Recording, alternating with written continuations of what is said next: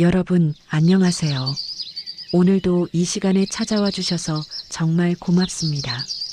지금 이 영상을 듣고 계신다면 아마 마음 한구석이 무거우신 게 아닐까 싶습니다. 혹시 요즘 누군가가 자꾸 떠오르시나요? 한때는 매일 얼굴을 보던 사람, 밥 한 끼도 같이 먹고 속 깊은 이야기도 나누던 사람. 그런데 어느 순간부터 연락이 뜸해지고 점점 멀어져 간 사람. 아니면 이미 떠나버린 누군가를 생각하고 계실 수도 있겠지요. 좀 더 잘해줄걸? 한 번만 더 만날걸? 그때 왜 그런 말을 했을까?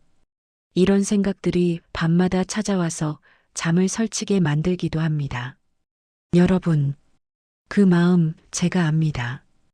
60년, 70년을 살아오시면서 얼마나 많은 만남과 헤어짐을 겪으셨겠습니까? 부모님을 떠나보내신 분도 계실 거고요. 배우자와 이별하신 분도 계실 겁니다. 자식이 멀리 떠나서 1년에 한두 번 보기도 힘든 분도 계시겠지요. 오랜 친구와 어느 순간 소원해진 분도 계실 거예요. 인생을 오래 살면 살수록 떠나보내야 할 인연이 늘어납니다. 그게 삶의 무게이기도 하고 동시에 삶의 깊이이기도 합니다. 오늘은 그 이야기를 해보려고 합니다. 그냥 차 한 잔 앞에 두고 오랜 친구와 이야기 나누듯이 들어주시면 됩니다. 그럼 천천히 시작해 볼게요. 사람은 왜 떠나가는 것을 붙잡고 싶어 할까요? 이건 아주 자연스러운 마음입니다.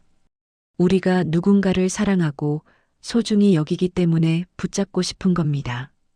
그러니까 그 마음 자체는 참 아름다운 거예요. 문제는 붙잡아도 잡히지 않는다는 거죠. 여러분, 혹시 이런 경험 있으시지 않나요? 젊었을 때 정말 친하게 지내던 친구가 있었습니다. 근처에 살면서 아이들도 같이 키우고 명절이면 서로 집에 놀러 가던 사이. 그런데 한 명이 이사를 가면서 연락이 뜸해졌어요. 처음엔 일주일에 한 번씩 전화했습니다. 그러다 한 달에 한 번, 명절에만 어느새 1년, 2년이 지나고 전화기를 들었다가 내려놓게 됩니다. 뭐라고 말하지? 괜히 어색하면 어떡하지? 그렇게 시간이 흐르면 어느 순간 그 친구는 옛날 친구가 되어 있습니다. 마음속으로는 여전히 소중한데 현실에서는 이미 멀어져 버린 거예요. 이런 경험 한 번쯤은 다들 있으실 겁니다. 또 이런 경우도 있지요. 자식이 성장해서 독립했습니다. 결혼도 하고 자기 가정을 꾸렸어요. 당연히 부모보다는 자기 가족이 우선이 됩니다. 머리로는 이해합니다. 그래, 당연한 거지. 나도 그랬으니까. 그런데 마음은요? 마음은 그렇게 쉽게 따라가지 않습니다. 전화 한 통 없는 날이 며칠씩 이어지면 괜히 서운해지고, 명절에 아들이 전화와 처갓집에 먼저 간다고 하면 이해한다면서도 마음은 괜히 쓰리고, 손주 얼굴 보고 싶어서 연락했는데 바쁘다고 하면 전화 끊고 나서 한숨이 나옵니다. 이게 다 붙잡고 싶은 마음 때문이에요. 떠나가는 걸 인정하기 싫은 거죠. 아직은 내 아이인데, 아직은 내 곁에 있어야 하는데, 이런 마음, 그리고 가장 아픈 건 사별이지요. 오래 함께한 배우자가 먼저 세상을 떠났을 때, 부모님이 돌아가셨을 때, 가까운 친구가 갑자기 떠났을 때, 이건 붙잡고 싶어도 붙잡을 수가 없습니다. 그런데도 마음은 자꾸 붙잡으려 합니다. 사진을 보면서 울고, 그 사람이 쓰던 물건을 버리지 못하고, 그 사람 이야기만 나오면 목이 메고, 왜 나를 두고 갔어? 조금만 더 있어줬으면. 이 마음이 몇 달, 몇 년씩 계속되기도 합니다. 이 모든 게 사랑 때문입니다. 붙잡고 싶은 마음은 사랑의 다른 이름이에요. 그러니까 그 마음을 부끄러워하거나 나쁘다고 생각하실 필요 없습니다. 다만요, 붙잡는다고 해서 그 사람이 돌아오지는 않는다는 것. 붙잡으면 붙잡을수록 오히려 내 마음만 더 아파진다는 것. 이걸 우리가 알아야 합니다. 왜 그런 마음이 드는지 지금부터 천천히 이야기해 드릴게요. 아주 오래전 인도에 한 현자가 있었습니다. 그분은 인생의 고통이 어디에서 오는지를 깊이 고민했어요.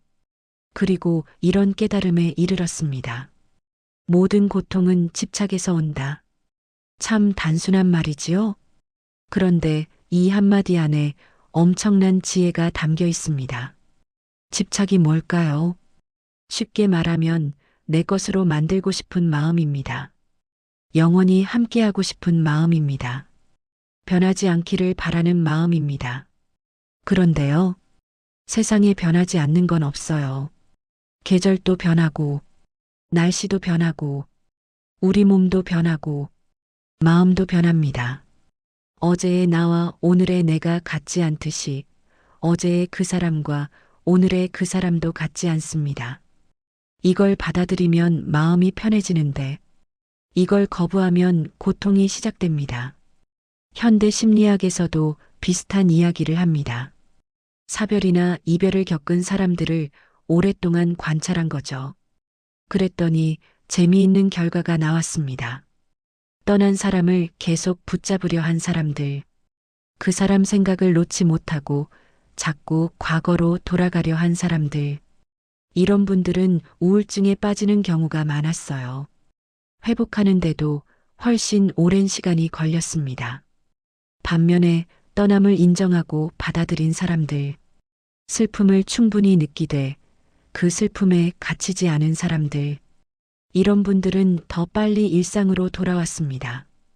그리고 나중에는 그 경험이 오히려 삶의 깊이가 되었다고 말하더군요.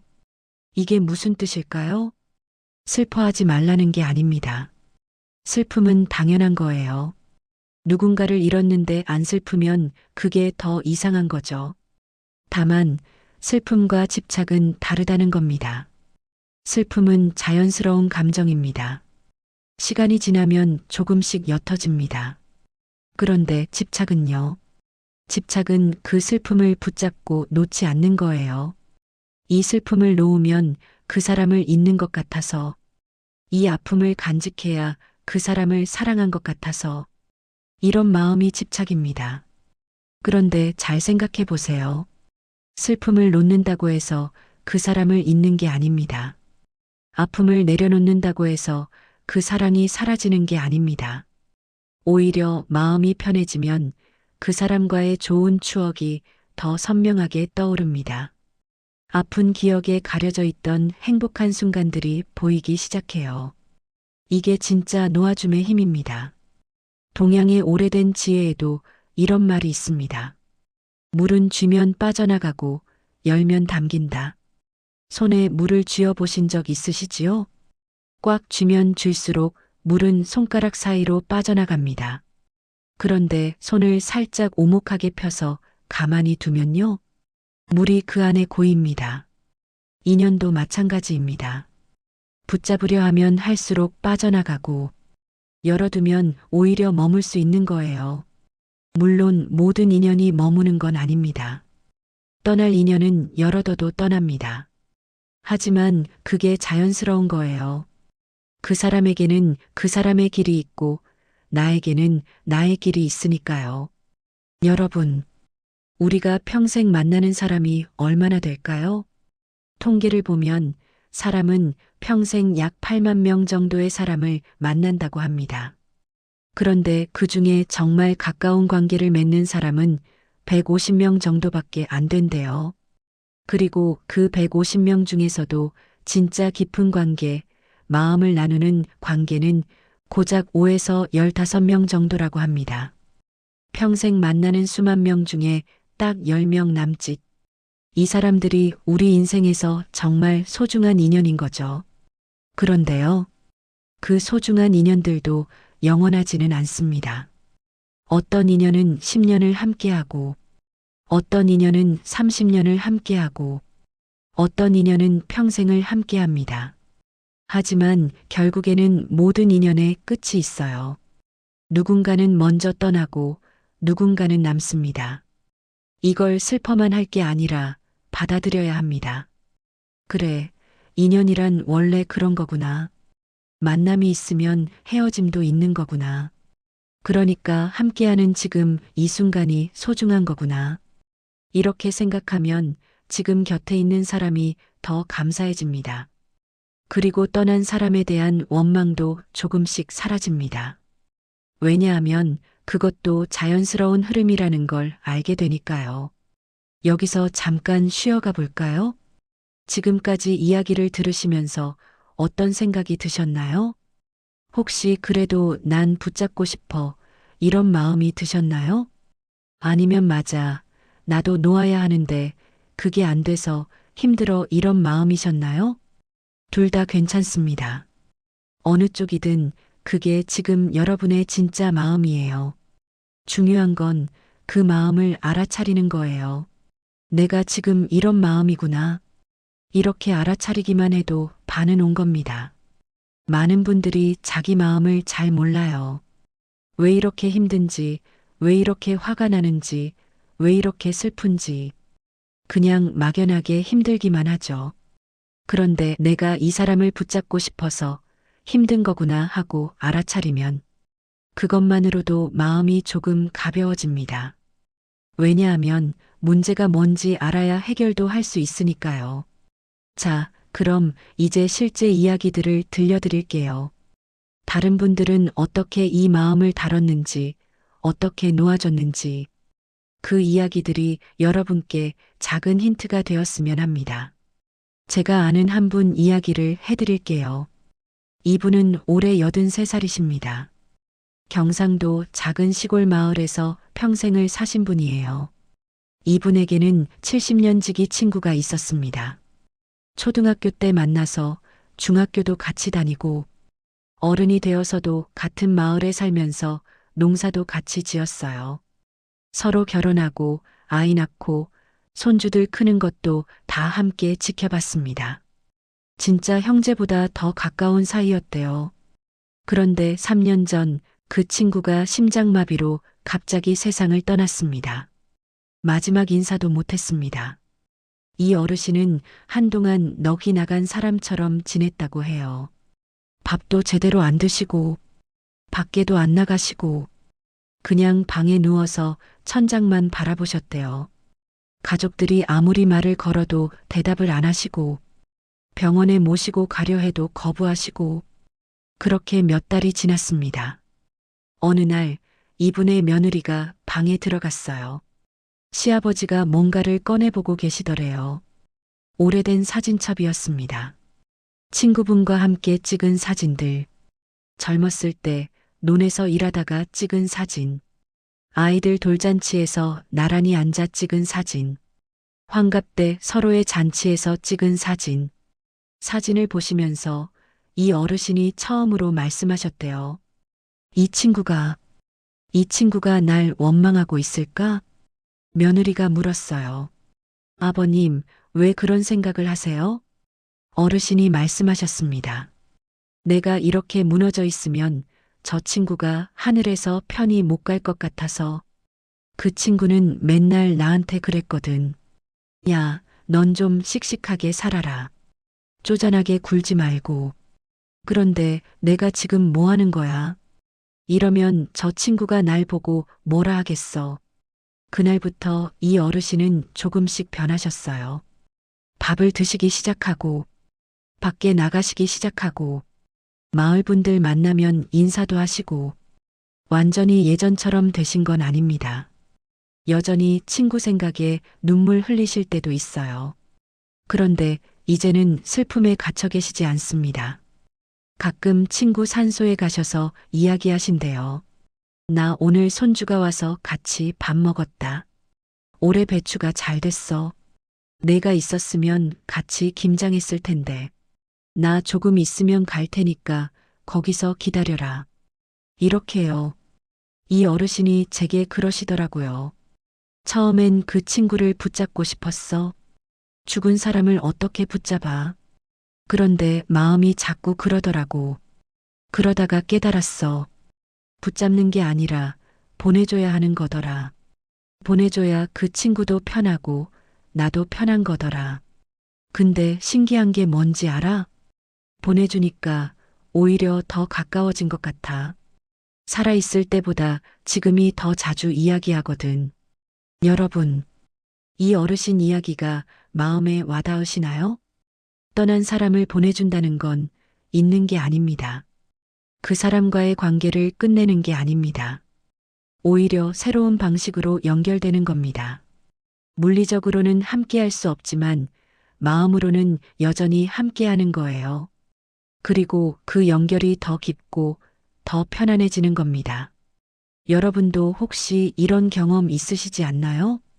돌아가신 부모님, 처음엔 너무 아파서 생각도 못 했는데, 시간이 지나고 나니까 어느 날 문득 그리워지고, 그런데 그 그리움이 예전처럼 아프지만은 않아요.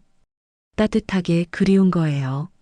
그때 우리 아버지가 이런 말씀하셨지. 우리 어머니는 이런 거 좋아하셨는데, 이렇게 생각하면 그분들이 마치 옆에 계신 것처럼 느껴지기도 합니다. 이게 바로 보내주고 나서 더 가까워지는 경험이에요. 붙잡고 있을 때는 아픔만 있었는데, 보내주고 나니까 따뜻한 그리움이 남는 거죠. 물론 이게 하루아침에 되는 건 아닙니다. 시간이 필요해요. 그리고 마음을 놓겠다는 의지도 필요하고요. 하지만 분명히 됩니다. 그 어르신처럼 저를 포함한 수많은 분들이 경험한 거니까요. 자, 이번에는 조금 다른 유형의 이야기를 해볼게요. 앞에서는 세상을 떠난 사람 이야기였잖아요. 이번에는 살아있지만 멀리 떠난 사람 이야기입니다. 사실 이런 경우도 정말 많아요. 요즘 세상이 어떻습니까?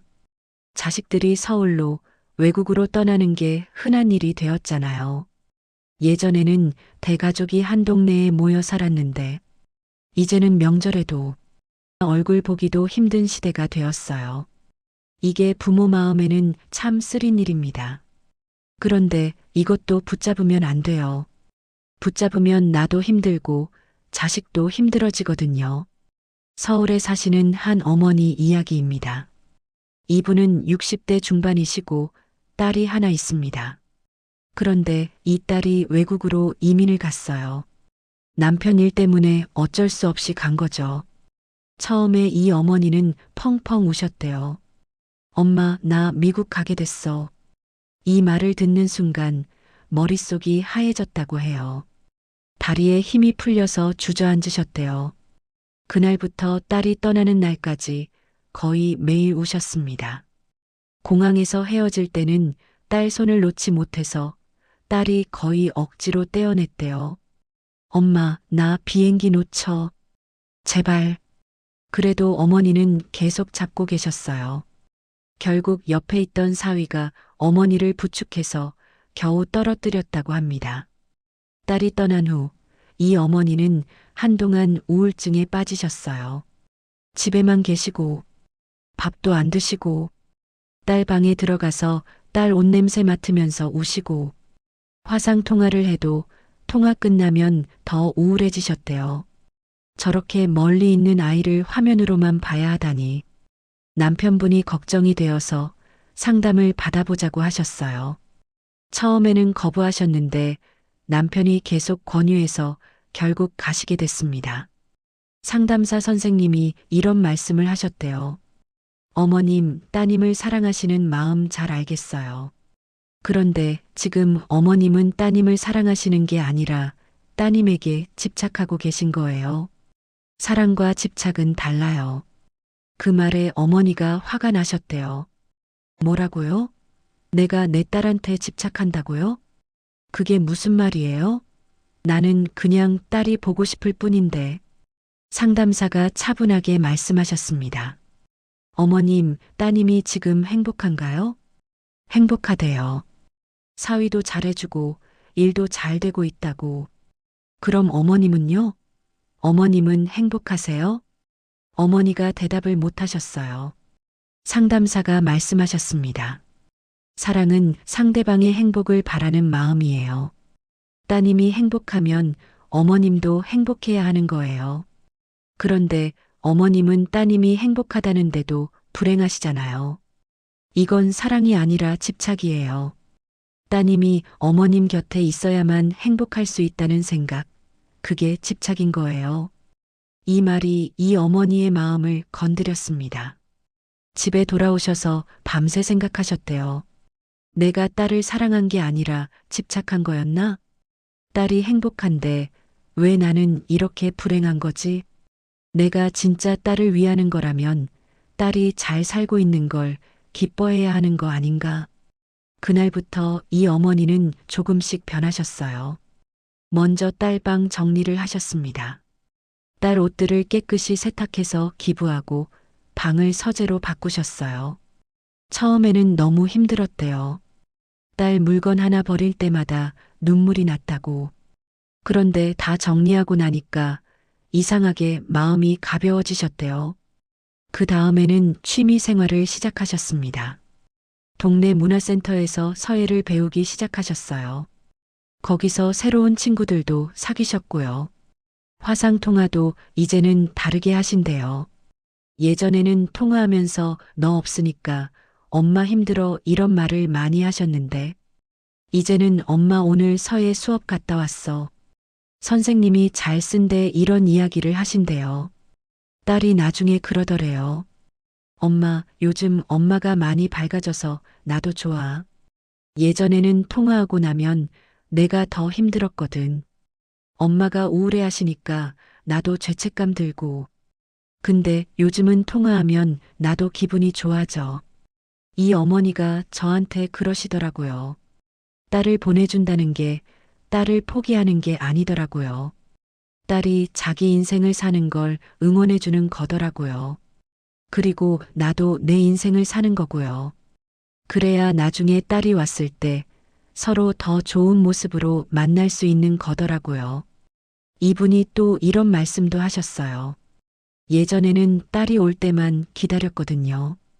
1년에 한두 번 오는 거, 그것만 기다리면서 살았어요. 그런데 지금은 달라요. 딸이 오면 좋고, 안 와도 내 삶이 있어요.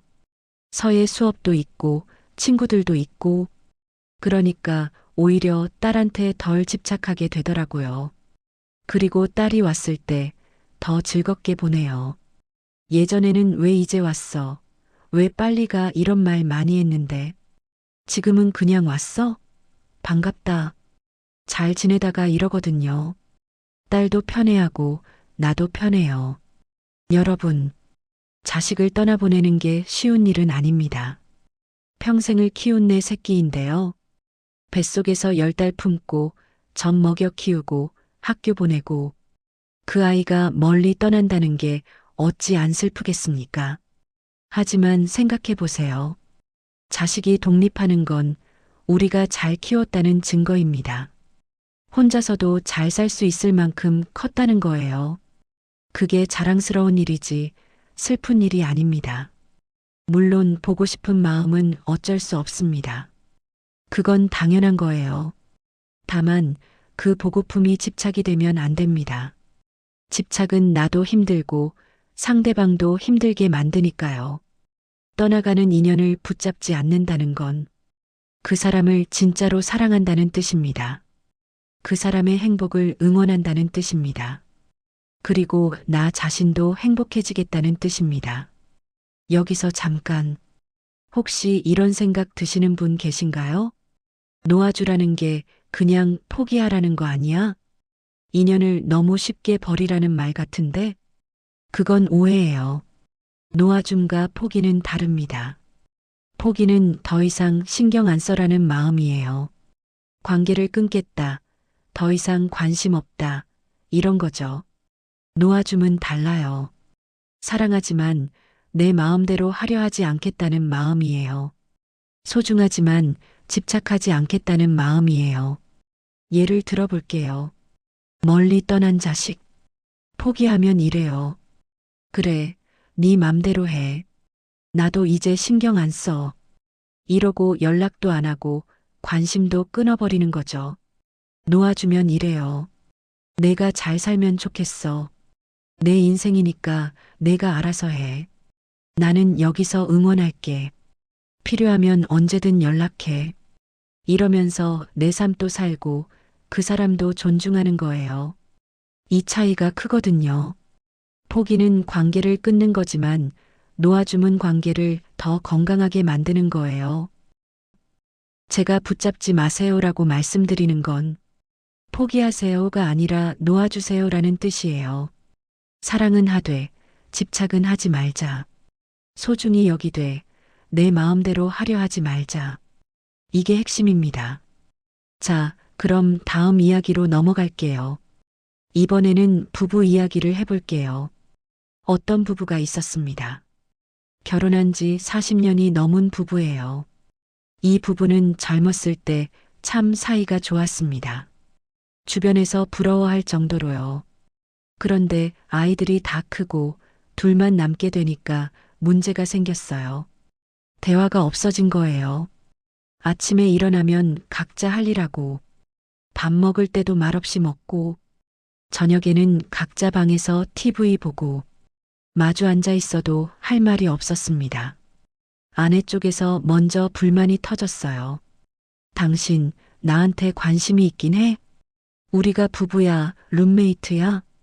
이렇게 살 거면 뭐하러 같이 살아? 남편은 뭐라 해야 할지 몰라서 그냥 묵묵히 있었대요. 그랬더니 아내가 더 화가 났고 그렇게 다툼이 잦아지면서 아내가 이혼 이야기를 꺼냈습니다. 우리 그냥 헤어지자. 남편은 깜짝 놀랐어요. 설마 진심일 거라고는 생각 못 했거든요. 갑자기 그게 무슨 소리야? 갑자기가 아니야. 나 몇 년 전부터 생각했어. 이렇게 사는 게 무슨 의미가 있나 싶어서 차라리 혼자 사는 게 나을 것 같아. 남편은 처음에 화가 났습니다. 내가 뭘 잘못했다고. 40년을 같이 살았는데 이제 와서. 그래서 아내한테 소리를 질렀대요. 그래, 가고 싶으면 가. 난 안 잡아. 그런데 막상 아내가 짐을 싸기 시작하니까 마음이 이상해졌어요. 화가 난 게 아니라 무서워지기 시작한 거예요. 진짜 가면 어떡하지? 나 혼자 어떻게 살지? 40년을 같이 살았는데 결국 남편이 아내를 붙잡았습니다. 잠깐만. 가지 마. 아내가 물었어요. 왜? 가라며? 남편이 한참을 망설이다가 말했대요. 내가 없으면 못 살 것 같아. 이 한마디에 아내가 멈췄습니다. 40년 동안 이런 말을 들어본 적이 없었거든요. 이 남편이 원래 말이 없는 분이었어요. 속으로는 아내를 사랑해도 표현을 안 하는 타입. 아내가 물었어요. 그 말 진심이야? 그럼 왜 평소에 그런 말 한 번 안 했어? 남편이 대답을 못했습니다. 왜 안 했을까요? 사실 남편도 몰랐대요. 그냥 그렇게 사는 게 당연한 줄 알았던 거예요. 아내가 있는 게 당연하고, 밥이 차려져 있는 게 당연하고, 빨래가 돼 있는 게 당연하고, 그게 당연하니까 고맙다는 말도 사랑한다는 말도 안 했던 거죠. 그날 밤 두 사람이 오랫동안 이야기를 나눴습니다. 서로의 마음, 그동안 쌓였던 서운함, 앞으로 어떻게 살고 싶은지, 울기도 하고 웃기도 하고 밤새 이야기했대요. 결국 이혼은 하지 않았습니다. 대신 두 사람 다 변하기로 약속했어요. 남편은 표현을 더하기로 했습니다. 아내는 남편의 느린 변화를 기다려주기로 했습니다. 지금은 어떻게 됐냐고요? 아직도 완벽하진 않대요. 남편이 아직도 말이 없을 때가 많고 아내가 가끔 답답해하기도 하고 그래도 예전과는 다릅니다. 요즘은 가끔 이런 말을 한대요. 오늘 밥 맛있었어. 수고했어. 나 먼저 잘게. 잘 자. 별것 아닌 것 같지만 아내한테는 큰 변화래요. 아내도 이제는 남편한테 기대를 덜 한대요. 이 사람은 원래 이런 사람이니까. 그래도 나를 사랑하는 거니까. 이 부부 이야기를 왜 했냐면요. 인연을 붙잡는다는 게 꼭 물리적으로 붙잡는 것만이 아니에요. 상대방을 내 마음대로 바꾸려는 것도 붙잡는 거예요. 당신이 이렇게 변해야 해. 당신이 내 기대에 맞춰야 해. 당신이 내가 원하는 모습이어야 해. 이건 사랑이 아니라 집착입니다.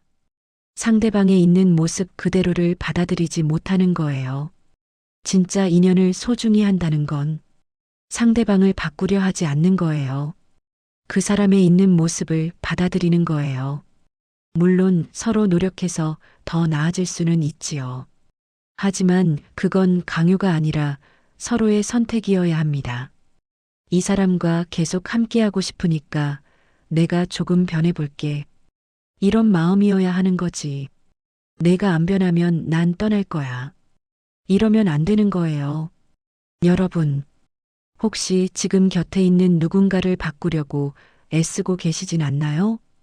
배우자든 자식이든 친구든 내 마음대로 되지 않아서 답답하고 화가 나시진 않나요? 그렇다면 한번 생각해 보세요. 그 사람을 바꾸는 게 맞는 걸까요? 아니면 그 사람을 있는 그대로 받아들이는 게 맞는 걸까요? 사람은 쉽게 변하지 않습니다. 수십 년을 살아온 사람이 갑자기 확 변하기는 어렵습니다. 그 사람을 변화시키려 애쓰다가 결국 서로만 상처받는 경우가 많습니다.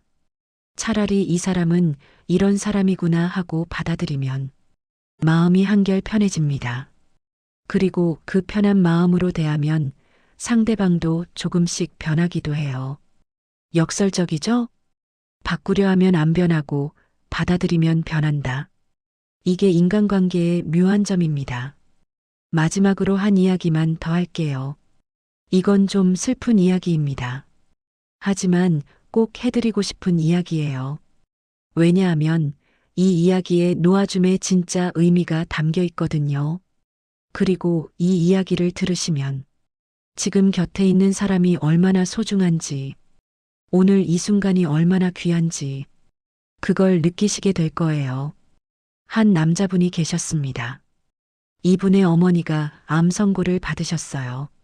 시한부 6개월 이 남자분은 처음에 믿을 수가 없었대요. 아니, 우리 엄마가 그렇게 건강하셨는데?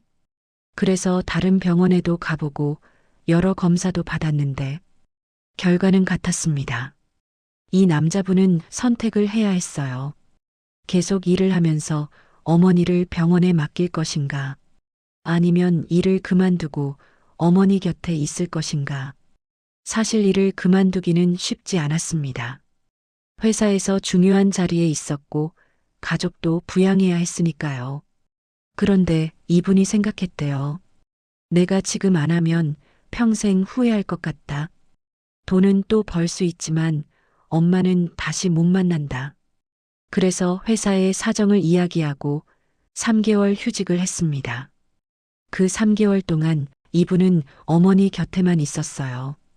밥도 직접 해드리고 산책도 같이 하고 어릴 때 이야기도 하고 사진첩 보면서 옛날 추억도 나누고 어머니가 힘들어 하실 때는 손잡고 있어드리고 아플 때는 같이 울기도 하고 그렇게 3개월이 지나고 어머니가 돌아가셨습니다. 장례식 날 이분이 그러시더래요. 슬프지만 후회는 없습니다. 마지막 3개월 동안 엄마랑 정말 많은 이야기를 나눴거든요. 평소에 못했던 말 다 했어요. 고맙다, 사랑한다. 내가 엄마 아들이어서 행복했다. 엄마도 저한테 그러셨어요. 내가 내 아들이어서 좋았다. 내 덕분에 행복한 인생이었다. 그 말 듣고 얼마나 울었는지 몰라요. 근데 그렇게 울고 나니까 마음이 시원하더라고요. 엄마를 제대로 보내드린 것 같아서 이분이 저한테 이런 말씀도 하셨어요. 사람들이 보통 인연이 떠날 때 붙잡잖아요. 가지마 하면서. 근데 저는 그러지 않으려고요.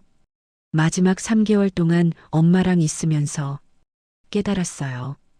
붙잡는 게 아니라 잘 보내드리는 게 더 중요하다는 거. 미련 없이, 후회 없이 보내드리는 게. 그래야 떠나는 사람도 편하고 남는 사람도 편하더라고요. 여러분, 떠나가는 인연을 붙잡지 않아야 하는 이유. 그게 바로 이겁니다. 잘 보내줘야 합니다. 미련 없이, 후회 없이. 그러려면요. 평소에 잘해야 해요. 지금 곁에 있는 사람한테 오늘 할 수 있는 말, 오늘 해야 해요. 고맙다. 사랑한다. 당신이 있어서 행복하다.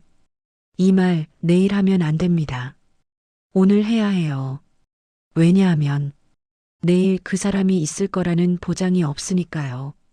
지금 곁에 있는 사람, 당연하게 여기지 마세요. 그 사람이 있는 오늘이 얼마나 소중한지, 그 사람과 함께하는 이 순간이 얼마나 귀한지, 그걸 알면 떠날 때도 후회가 없습니다. 나는 최선을 다했어. 나는 그 사람한테 내 마음을 충분히 전했어. 그러면 슬프긴 해도 괜찮습니다. 잘 보내줄 수 있습니다. 이 남자분 이야기를 들으시면서 어떤 생각이 드셨나요? 혹시 나도 저렇게 할 수 있을까? 이런 생각 드셨나요? 저도 이 이야기를 처음 들었을 때 그런 생각이 들었어요. 회사를 3개월이나 쉬다니 대단하다. 나라면 그렇게 할 수 있었을까? 그런데 그분이 저한테 이런 말씀을 하시더라고요. 대단한 게 아니에요. 그냥 선택의 문제였어요. 나중에 후회할 것 같으면 하고 괜찮을 것 같으면 안 하면 되는 거죠. 저는 안 하면 평생 후회할 것 같았어요. 그래서 한 거예요. 그리고 또 이런 말씀도 하셨어요. 사람들이 시간이 없어서, 돈이 없어서, 상황이 안 돼서 이런 핑계를 많이 대요. 저도 그랬거든요. 그런데 엄마가 시한부 선고를 받으니까 갑자기 깨달은 거예요. 시간이 없는 게 아니라 우선순위의 문제라는 걸. 진짜 중요한 건 뭔지 알게 되면 시간은 만들어지더라고요. 여러분, 우리는 항상 나중에라고 생각합니다. 나중에 부모님한테 효도해야지. 나중에 배우자한테 잘해야지. 나중에 친구 만나서 밥 먹어야지. 그런데 나중은 안 올 수도 있어요. 갑자기 아프거나, 갑자기 떠나거나, 갑자기 상황이 바뀌거나, 그때 가서 후회해봤자 소용없습니다. 그러니까 오늘 할 수 있는 건 오늘 해야 해요. 부모님 살아계시면 오늘 전화하세요. 배우자 곁에 있으면 오늘 고맙다고 말하세요. 오랜 친구 생각나면 오늘 연락하세요. 언제 시간 나면 만나자가 아니라 이번 주 토요일에 만나자라고 구체적으로 약속하세요. 그래야 후회가 없습니다. 그래야 나중에 떠나보낼 때 마음이 편합니다. 여러분, 오늘 이야기가 좀 길었죠? 여기까지 들어주셔서 정말 감사합니다. 이제 정리를 해볼게요. 오늘 하고 싶었던 말은 이겁니다. 떠나가는 인연을 붙잡지 마세요. 왜냐하면 첫째, 붙잡아도 잡히지 않습니다. 물을 손으로 움켜쥐면 빠져나가듯이 인연도 마찬가지예요. 억지로 붙잡으려 하면 더 멀어집니다. 둘째, 붙잡으면 붙잡을수록 내 마음만 아픕니다. 집착은 고통을 키웁니다. 놓아야 마음이 편해져요. 셋째, 보내줘야 진짜 연결됩니다. 물리적으로 함께하지 않아도 마음으로 연결될 수 있습니다. 오히려 보내주고 나면 더 깊이 연결되기도 해요. 넷째, 보내줘야 나도 앞으로 갈 수 있습니다. 과거에 묶여 있으면 미래로 갈 수가 없습니다. 떠난 인연을 보내줘야 새로운 인연도 만날 수 있고 내 삶도 계속됩니다. 다섯째, 잘 보내주려면 평소에 잘해야 합니다. 지금 곁에 있는 사람한테 오늘 마음을 표현하세요. 그래야 나중에 후회가 없습니다. 여섯째, 놓아줌은 포기가 아닙니다. 사랑하되 집착하지 않는 것, 소중히 여기되 내 마음대로 하려 하지 않는 것, 이게 진짜 놓아줌이에요. 인생을 오래 살면 떠나보내야 할 인연이 많아집니다. 부모님, 배우자, 형제, 친구, 그리고 때로는 자식까지도 그때마다 아프고 슬픕니다. 그건 당연한 거예요. 하지만 그 아픔에 갇혀 있으면 안 됩니다. 슬픔은 느끼되 집착은 내려놓으세요. 떠나는 사람을 원망하지 마세요. 떠나간 사람 때문에 내 인생을 멈추지 마세요. 그 사람은 그 사람의 길을 가는 거고 나는 나의 길을 가는 겁니다. 그리고 기억하세요. 보내준다고 해서 그 사람을 잊는 게 아닙니다. 보내준다고 해서 그 사랑이 사라지는 게 아닙니다. 오히려 마음이 편해지면 좋은 추억이 더 선명해집니다. 고마운 마음, 사랑하는 마음이 더 깊어집니다. 그게 진짜 보내줌입니다. 그게 진짜 사랑입니다. 자, 여기서 끝내면 좀 아쉽잖아요. 그래서 오늘부터 해볼 수 있는 작은 실천을 알려드릴게요. 첫 번째, 지금 마음에 떠오르는 사람에게 연락해 보세요. 오랜만에 생각나는 친구, 요즘 연락이 뜸했던 가족. 한번 연락해서 안부 물어보세요. 잘 지내? 요즘 어떻게 지내? 밥 한번 먹자. 이 한마디가 어렵지 않잖아요. 그런데 이 한마디가 인연을 살리기도 해요. 두 번째, 지금 곁에 있는 사람에게 고맙다고 말해보세요. 배우자가 옆에 있으면 당신이 있어서 고마워. 자식이랑 통화하면 내가 내 자식이어서 행복해. 친구 만나면 오랜 친구가 있어서 좋아. 처음엔 쑥스러울 거예요. 평소에 안 하던 말이니까요. 그래도 한번 해보세요. 상대방도 좋아하고 나도 기분이 좋아져요. 세 번째, 떠난 사람에게 마음속으로 인사해 보세요. 이미 세상을 떠난 부모님, 멀리 가서 자주 못 보는 자식, 연락이 끊긴 옛 친구, 마음속으로 이렇게 말해 보세요. 고마웠어요. 사랑했어요. 행복하게 지내세요. 그리고 이렇게도 말해 보세요. 나도 잘 살게요. 나도 내 인생을 살게요. 우리 각자의 자리에서 행복하게 살아요. 이렇게 마음속으로 인사하면 신기하게 마음이 가벼워집니다. 묶여있던 게 풀리는 느낌이 들어요. 네 번째, 오늘 하루 감사한 것 세 가지를 떠올려 보세요. 떠난 인연 때문에 힘들 때 우리는 있는 것보다 없는 것에 집중하게 됩니다. 그러면 마음이 더 힘들어져요. 그럴 때 지금 있는 것에 감사해 보세요. 아침에 눈을 뜰 수 있는 것, 따뜻한 밥을 먹을 수 있는 것, 숨 쉬고 살아있는 것, 아주 작은 것부터요. 그러면 마음이 조금씩 밝아집니다. 다섯 번째, 자신에게 다정하게 말해주세요. 수고했어. 잘 버텨왔어. 앞으로도 괜찮을 거야. 여러분 모두 마음이 편안해지시기를. 떠난 인연도 남은 인연도 모두 감사하게 여기실 수 있기를.